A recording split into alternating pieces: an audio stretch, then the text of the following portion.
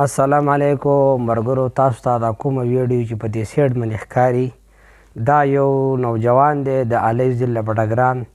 د واښو بابت کې یو ښکلی یو زبردست شعر یې ویلی دی. راشئ چې دا شعر واورو. یا سر دی ټونګی شاده وسونه غرمو وسرې بخانه ته ډېر مین وې په شملو یا خلق مزی کوي ګرځېږي ستا په بدن خولي ولی دي لور دې تیر دې خپلې ګوتې دې بچکو وسرې بخانه ته ډېر مین وې په شملو سر دی ټون کړه شاده وسونه غرمو وسرې بخانه ته ډېر مین وې په شملو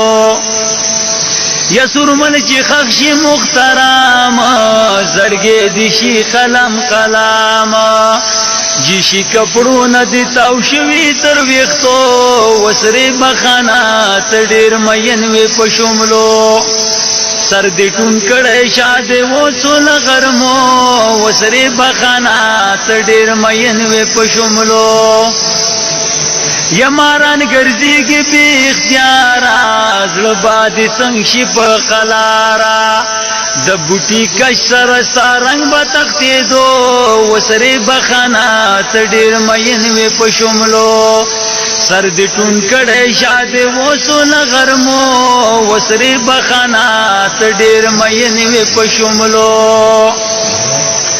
سرډي چې راشي دا وخونه دم یې خطلې د پندونا خبرې نکړې ته به وای چې چاړه شو وسرې بخانه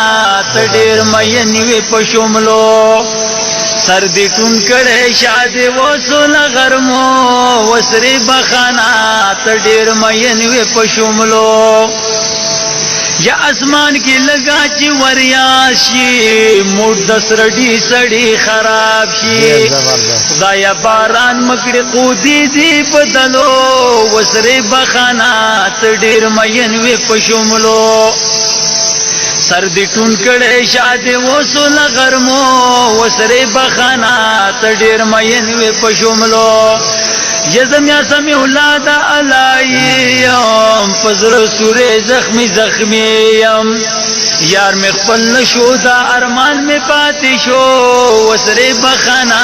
ته ډېر مین وې په شملو سر دې ټون کړی شاده وسونه غرمو وسرې بخانه ته ډېر مین وې په شملو والسلام. بالکل دا یو زبردست یو شعر یې ویلی دی او ډېر حد یې کړ دی